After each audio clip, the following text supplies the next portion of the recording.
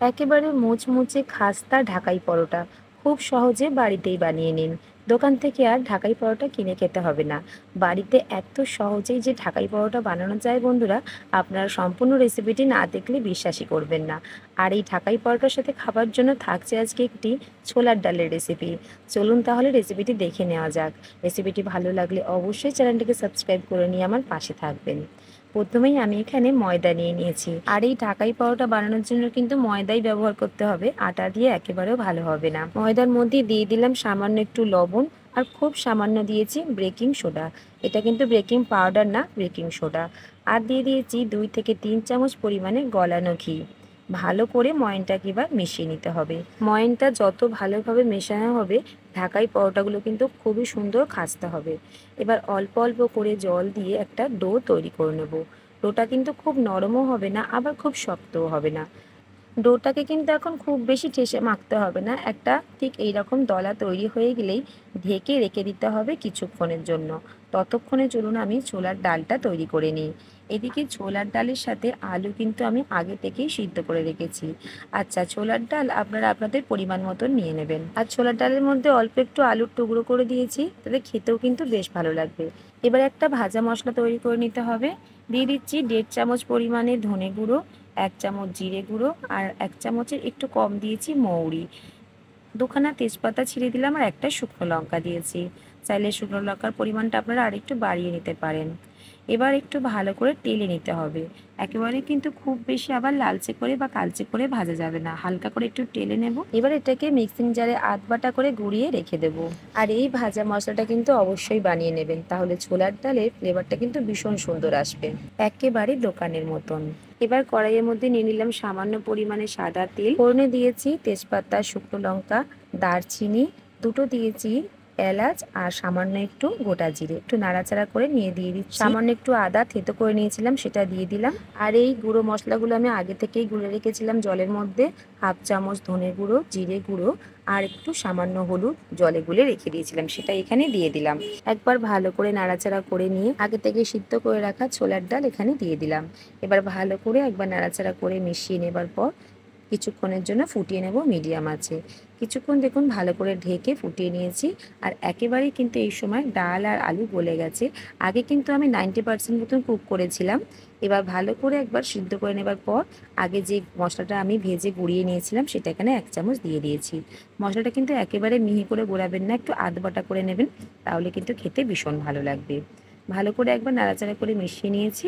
এবার নামানোর আগে একটু চিনি দিয়ে দিলাম, স্বাদটা বেশ সুন্দর আসবে। একবার এইভাবে ছোলার ডাল বানিয়ে কিন্তু খেয়ে দেখতে পারেন, খেতে অসাধারণ হয়। এখানে ছোলার ডাল কিন্তু আমার একেবারেই তৈরি হয়ে গেছে।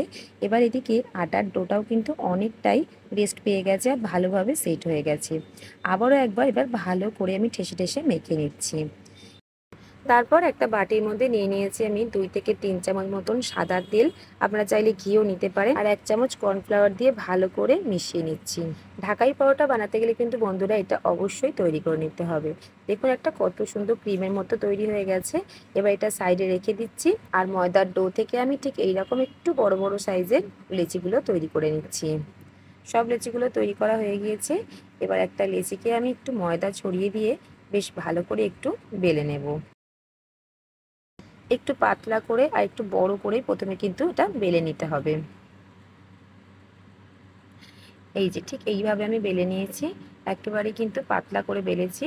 আর 1 চামচ মতন যে আমি সাদা তেলের মধ্যে কর্নফ্লাওয়ার মিশিয়ে রেখেছিলাম সেটা এখানে দিয়ে ভালো করে এইভাবে হাতে করে চারিদিকটা মাখিয়ে নিচ্ছি। দেখুন কতটা পাতলা করে আমি তৈরি করে নিয়েছি, ঠিক এইভাবে কিন্তু তৈরি করে নিতে হবে। এবারে একটা ছুরির সাহায্যে একটা সাইড এইভাবে কেটে দিচ্ছি। আপনারা চাইলে কিন্তু ঢাকাই পরোটা একটু বড় করেও বানাতে পারেন, তবে আমি খুব বেশি বড় বানাবো না, একটু ছোট করেই বানাচ্ছি। একটা সাইড কেটে নেবার পর ঠিক এইভাবে এক সাইড দিয়ে আমি ঘুরিয়ে ঘুরিয়ে এটাকে ঠিক এইভাবে পাকিয়ে নিতে হবে। এবার এই শেষের অংশটাতে সামান্য একটু জল লাগিয়ে এইভাবে ঠিক জুড়ে দিয়েছি। এবার এটা লম্বা করে আকৃতি তৈরি হয়ে গেছে। মুখের দিকটা ঠিক এইভাবে আস্তে আস্তে করে একটু মুড়ে দিতে হবে, খুব বেশি কিন্তু চেপে মোড়া যাবে না।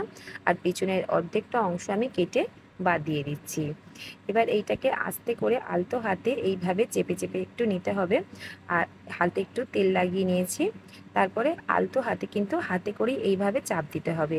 একটুখানি হাতে করে চেপে একটু বাড়িয়ে নেবার পর হালকা হাতে একটু বেলে নিতে হবে, খুব বেশি কিন্তু চেপে বেলা যাবে না। আমি কিন্তু এখানে ঢাকাই পরোটাগুলো একটু ছোট সাইজেরই বানাবো। একেবারে দোকানের মতন খুব বড় বড় ঢাকাই পরোটা বানানোর মতন কিন্তু আমার কাছে অতটা বড় পাত্র নেই, তাই ছোট করেই বানিয়ে নিচ্ছি। আর ঢাকাই পরোটার একটা অবশ্যই বানিয়ে নেওয়ার পর সঙ্গে সঙ্গে এটা ভেজে নিতে হবে, রেখে দেওয়া যাবে না। একটা করে বেলে নিয়ে সঙ্গে সঙ্গে ভেজে নিতে হবে। গ্যাসের আঁচটা হাই করে দিয়ে তেলটাকে প্রথমে ভালো করে গরম করে নিয়েছিলাম, তারপরে আস্তে করে দিয়ে একটা পরোটা ছেড়ে দিয়ে ঠিক এইভাবে একটা হাতার সাইজে গরম তেলটা কিন্তু ঠিক উপর দিকে দিতে হবে। তাহলে ঢাকাই পরোটার মধ্যে যে একটা সুন্দর একটা গর্ত তৈরি হয়ে যায়, ঠিক সেইটা এইভাবে তৈরি হয়ে যাবে। এইভাবেই কিন্তু আস্তে আস্তে একটু সময় নিয়ে ভেজে নিতে হবে, তাহলে ঢাকাই পরোটাগুলো কিন্তু খুব সুন্দর মুচমুচে হবে। আর কতটা লেয়ার পড়েছে সেটা কিন্তু আপনারা দেখেই বুঝতে পারছেন। বন্ধুরা, আমার রেসিপিটি যদি আপনাদের ভালো লেগে থাকে অবশ্যই একটা লাইক করে দেবেন আর চ্যানেলটাকে সাবস্ক্রাইব করে নেবেন।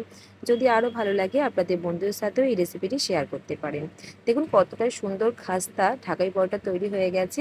সবগুলো একইভাবে তৈরি করে নিয়েছি। আর কতটা বড় বড় হয়েছে সেটা কিন্তু আপনারা দেখেই বুঝতে পারছেন। আর কতটা খাস্তা হয়েছে। বন্ধুরা, আমার আজকের রেসিপিটি আপনাদের কেমন লাগলো অবশ্যই কমেন্টে জানাবেন। যদি ভালো লাগে অবশ্যই চ্যানেলটিকে সাবস্ক্রাইব করে নেবেন। আর যদি বাড়িতে বানান তাহলে কমেন্ট বক্সে জানাতে একেবারে ভুলবেন না যে খেয়ে আপনাদের কেমন লাগলো। আর কতটা খাস্তা তৈরি হয়েছে দেখুন ঢাকার পরোটাগুলো, খেতে কিন্তু ভীষণ ভালো লাগে বন্ধুরা। আর দোকান থেকে না কিনে বাড়িতে একবার এইভাবে বানিয়ে দেখতে পারেন। আর সাথে এই ছোলার ডালের রেসিপিটি কিন্তু একেবারেই অনবদ্য। তাহলে বন্ধুরা, আজকের মতন আসি। আবারও দেখা হচ্ছে অন্য কোনো রেসিপি নিয়ে। যদি রেসিপিটি ভালো লাগে চ্যানেলটিকে সাবস্ক্রাইব করবেন।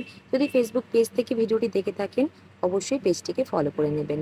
আজকের মতন আসি, আবারও দেখা হচ্ছে অন্য কোনো রেসিপির সাথে।